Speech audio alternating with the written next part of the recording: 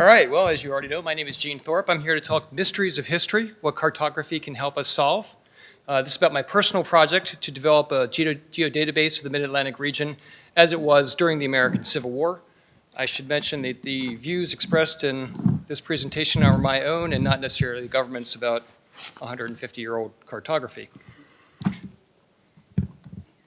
American Civil War is rich in geographic and statistical data, most of which has never been put into a database or plotted on modern georeferenced maps. At the start of the war, huge swaths of the South, previously unmapped, suddenly received focused attention from a host of Army cartographers who needed to map every physical and cultural feature that could be of military use.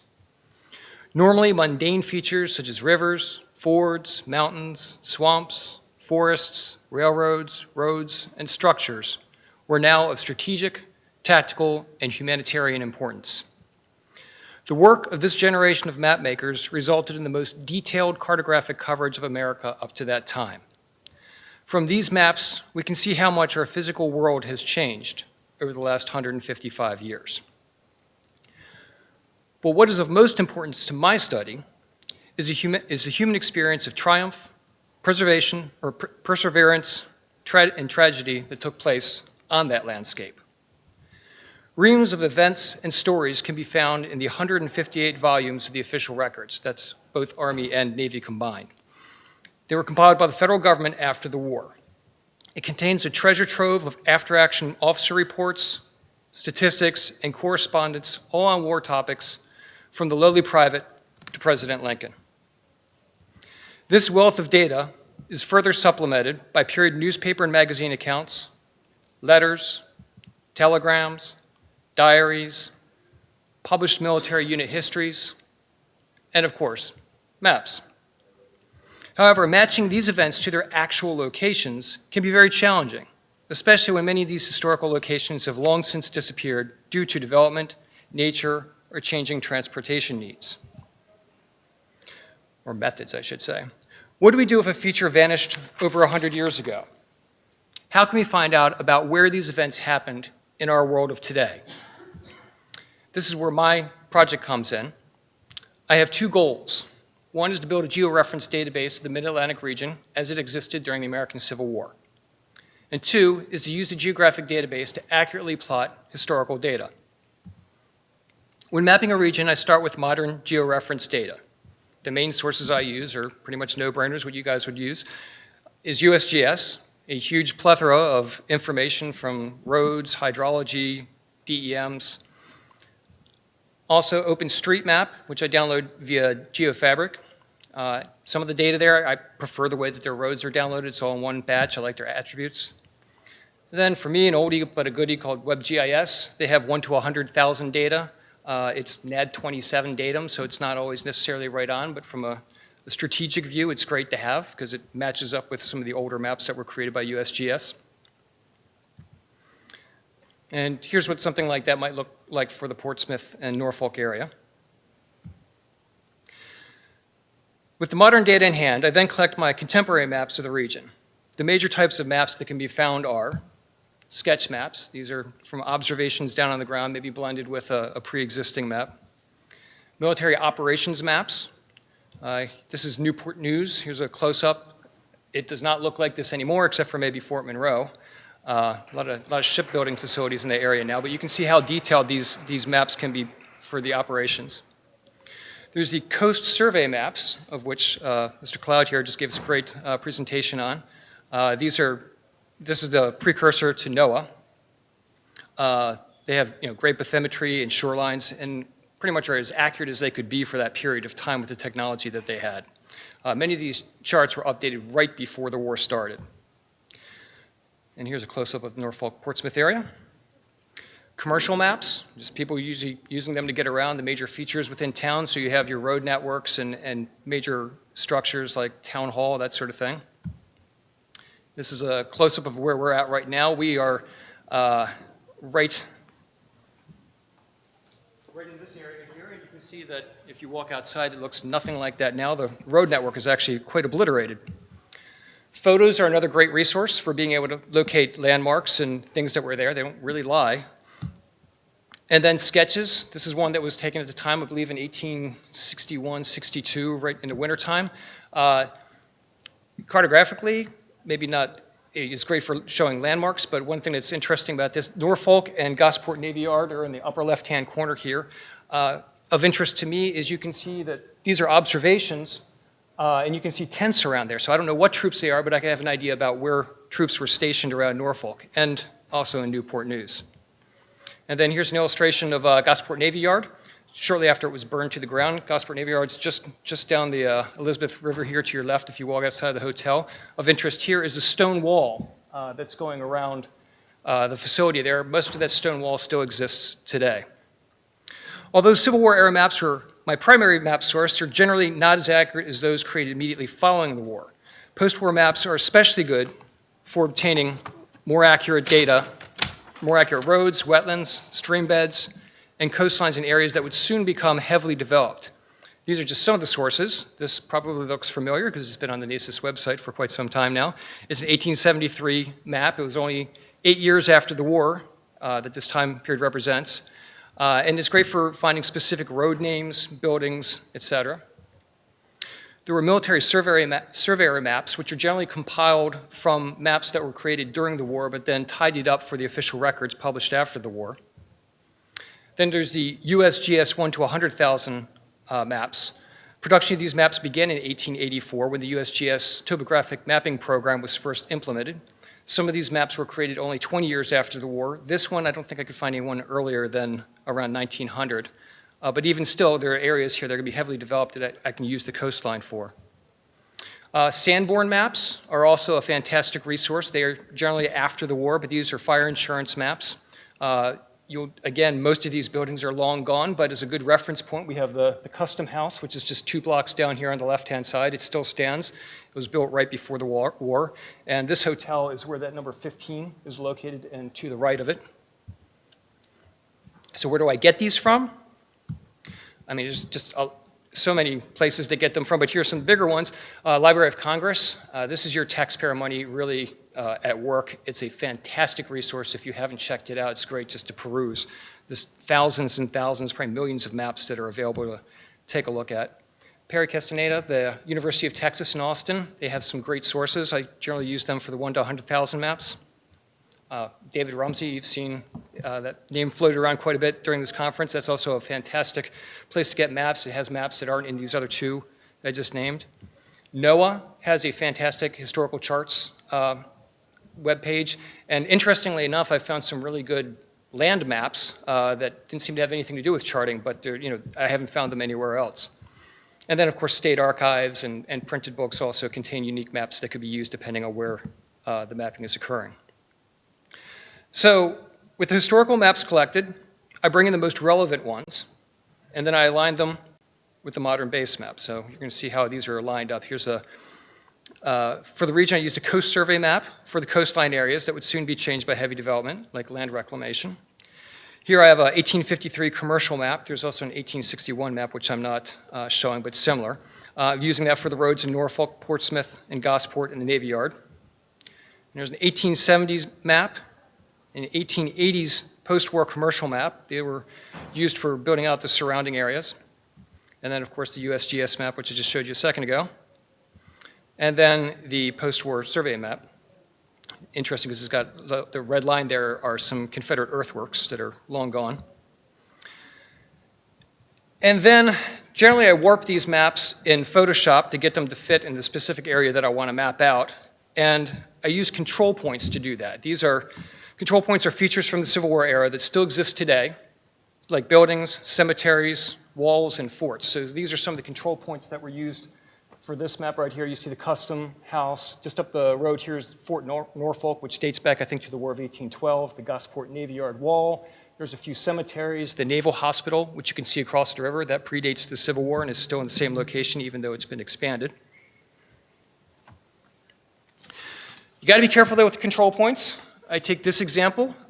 This is up the street from where I grew up. It's the Ellicott City House. It ain't where it used to be. I remember they actually moved this recently in the 1980s to get it above the floodplain. This is before the most recent flooding, if you've followed that at all in the news. But it used to be across the street. I used to drive by it as a kid, and they finally decided that it had been destroyed in the 1972 flood. They moved up. Anyway, the main point being that you just got to double check that, make sure that your control points, if you're doing this, actually are good control points, because then it'll skew everything. All right, with the maps lined up and a ranking established for which base maps are most trustworthy for each type of feature data, the map is digitized and significant historical points are located. So here in red, the roads, and you've got some railroads in there, some buildings they threw on, the bathymetry. The point features used throughout the database each have searchable attribute fields with names. Well, here, let me just zoom in a little bit closer. They each have searchable attribute fields with names, feature types, sourcing, and notes. Additional attributes can always be joined as needed. The same is true for polylines and polygons. This Norfolk area map is only one segment of the much larger project that spans from Pennsylvania to North Carolina, and in some cases beyond. Here we can see not just the Norfolk area, which is down the lower right there, but also we can see Yorktown, Williamsburg, and Newport News. Moving northwest up the peninsula between the York and James Rivers, the database covers the heavily fought-over areas around Richmond. And that's just a lot of points around Richmond. It's just a database. It's not obviously for publication. And then north from Richmond to Washington, Baltimore, and Frederick, we have the areas covered where severe fighting took place in the second half of 1862 around Manassas, Antietam, and the Fredericksburg campaigns. And although still in a very rough format, you can see the current status of some of the major cities in the covered areas, like Richmond, Washington, Baltimore, ooh, that didn't do well, and even Charleston, South Carolina. And I can tell you, digitizing swamps south of Charleston is, it's crazy. The real power of having a historical geodatabase is that we can map temporal elements to it, such as military units, leaders, and ships. There are thousands of these elements on both sides. What we know about the men who served in these units over the entire course of the war is usually limited. Some units have detailed histories, but most do not. This is especially true of black units to serve defending the Union. And Confederate units, where only a select few have good information about them beyond the battles they fought in and some casualties they sustained. The core goal of this project is to fill in that missing information by building a database of all the units that served in the Eastern Theater of the war on both sides and account for their encampments and their movements. The unit data accounts for all the different regiments that were mustered in. Regiments are military units of several hundred men raised in a state. Here we see a snapshot of the Confederate data organized by state. This data allows me to map each unit's location over time and also find holes in my data collection. Attached to each unit is chronological information from whatever sources can be found. This example shows the data for the 3rd Alabama Infantry in the first year of the war. Each entry has a date, a location, or movement information, and a source. This particular list is compiled from several first-hand accounts, the official records, newspapers, and even Union observations. Each bit of information by itself says little, but when put together, it begins to tell a story. Additional information on the regimental field also allows me to keep track of who commanded each regiment and where they fit into the Army command structure over time. So here organized, you can see the 3rd Alabama is this column right here, and at this particular time, they're under the command of a guy named General Huger. When these bits of geographic information are all pieced together, we gain a window into a war that has never been seen. Here we see a rough draft of unit information married with the Hampton Roads area database. Each large soldier icon represents 500 to 1,000 men. Circles represent about 4 to 6 cannon.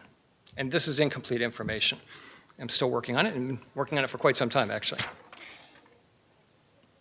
Now, the following are a series of images that shows the unit data married to the database map for the Norfolk area for the first year of the war. Naval units are excluded.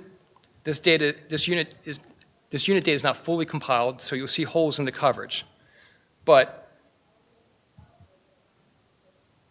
it's never been mapped out in this level of detail.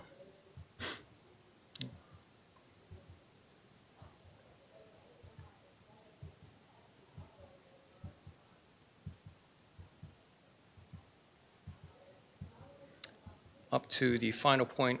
Now, there's a lot of activity going on up in the peninsula part here, which is just, it's going to take a while to map out. But this very last part is showing the evacuation of the Confederates from Norfolk, and this city would remain under Union control for the rest of the war. This series of maps shows the first 6 months of the war in Virginia. Of note are how all Confederate troops arrived in the state from the south by only 2 primary railroads. You'll notice in the center bottom there and off to the left coming up the Shenandoah Valley. And you can watch as the Confederate armies grow from the firing of Fort Sumter to just after Manassas. And that's where the data ends for right now. And then finally, this series shows the effort under Union General Ambrose Burnside, sideburns, to seize the North Carolina coast from the rebels and move inland to cut one of 2 major railroad lines that supplied the main Confederate army in Richmond. Unlike the previous 2 maps, this shows both the federal and Confederate troop movements. Norfolk is at the top right. So you can, again, see this growth of troops at the beginning of the war. You can see a little landing there at Cape Hatteras. The Union gets a little bit of a toehold there.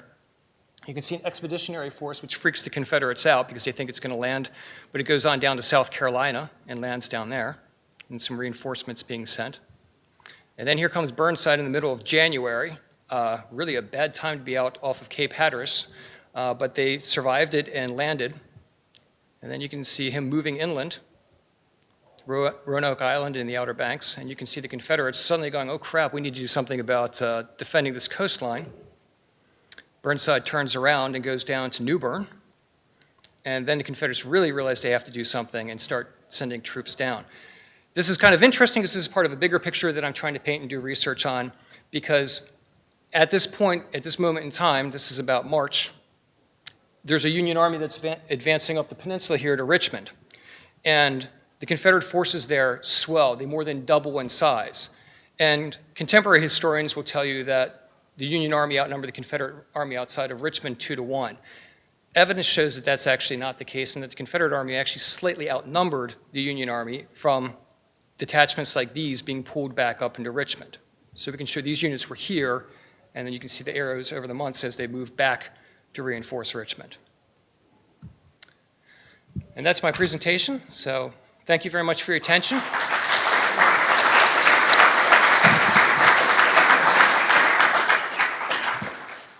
Yes. How far along are you in this process? You have pulled the data and it only goes so far. How 30% or? Yeah, I don't know how I'd actually quantify it. I'm trying to keep it within the scope of all the Union Confederate armies that were in the Eastern Theater. And what's interesting, and what I didn't know, and part of this project is brought about, is how many Confederate troops were down in the South in the winter of 1861, 1862, how many new units were brought up by the draft, and how they all funneled up into Richmond to make this massive Confederate army, which really isn't recorded. So, yeah, I mean, I'm sure I'll die before this this actually gets done. But I would like it to get to a point where, like, between Washington D.C. and Norfolk, people could actually, view and utilize and actually, for me, it's a personal project, so it's kind of mapping du jour. Right now, I'm very much focused around for the Antietam campaign, so Loudoun County and Western Maryland and Washington D.C. Part of this too is that I've been working on this since around 2000. And the technology keeps changing on me. It's getting better, which is a wonderful thing. But I may have digitized this in one program. I got it georeferenced, and then that program isn't made anymore. So then I've had to convert it over. And as of late, I now have the capability to actually draw lines, in Illustrator, and then georeference them immediately. So that's helping the process along. So a lot of it's been starting, and then switching to a new format, and then switching to a new format. So I don't know. We'll see. It depends on what scale. I mean, for 1 to 1 million scale, I've got a lot of railroads and major towns plotted for down to northern Florida. At 1 to 100,000 scale, doing a lot of plotting along the South Carolina and Georgia coast. That's kind of a mess because I really don't want to commit too much time to doing all the swamps as they were then versus now, because, and that's one of the fascinating things about this project, is to see how things have changed over time, whether it's man-made or if it's just, hurricane damage, that sort of thing. And then again, North Carolina, I'm mostly interested in from the railroad over to the coast. And then Virginia, I'm probably going to wind up doing 1 to 24,000. I'll be focusing around the Richmond area to the west of it for the 7 days pretty soon. Any other questions? Yes? On the technical side, have you built a data model to record the relationship between spatial and the archive, the leaders and the time space, or is it more sort of like file? Yeah, I mean, right now it's a spreadsheet, and it's for whether it's a leader or a ship or a unit. Basically, I have it columned by months right now. And it's going to be a lot of work to convert this over. But basically, every entry has a date, some information, and then a source. I'm going to have to match that with longitude, latitude points. And then I still haven't figured out exactly how I want to do it yet, but each location will have a date range. Each time somebody moves, it will have a date range in which the movement takes place, and it will have to have like a polyline along the path that they take. And you can imagine when you're dealing with, in this situation, about 2,000 regiments or 2,000 individual units, it gets to be pretty complicated. Much easier in 1861 because a lot of these units are stagnant, but once the war really starts going, but there's some fascinating, I'm publishing a book right now about September 13th, 1862, on the Antietam campaign. It's got detailed movements of every Union troop for that in that region for that day, and it goes right down to the hour whenever I can find information. Some units you have fantastic information. Sometimes I'll have a division, you're talking about 5,000 men, I have absolutely no data that I can find for that particular day on that unit. So how I handle that, we'll see. Do you sit down with your source and your map and the spreadsheet open and transpose between the two? Yeah, I mean, what I'll do is I did an interactive a couple years ago called Battles and Casualties of the American Civil War. And basically that was taking all the different locations where there were battles. And I'm trying to use a little bit more of an advanced model from that. So I'll go into the Excel spreadsheets. I'm going to reorganize the data a little bit more to then be able to spit out, code. So it'll just give a list of, a continuous list for each unit of going from one point to another, from a leader from one point to another. It'll have an algorithm to spit out code that can be machine readable and then plot it, on a map and join it with a timeline. So that then you can, wherever you drag the timeline, it'll go through and search and say, is this unit here? Or is this unit's location here? No, it'll ignore it, or it is, and it'll plot it onto the map. That's a lot of work. But I'm looking forward to doing it too, though. It's kind of cool when you hit the play button. Even if it's just a little spot, even if I only do one section, I think, it'll be pretty rewarding. So, all right. Anybody has any questions, you can ask me afterwards. I just wanted to say thank you again for other 4 presenters. I mean, I hope you guys found as much interest in it as I did. I loved their presentations. Thank you very much for your time, and have a great rest of NACIS.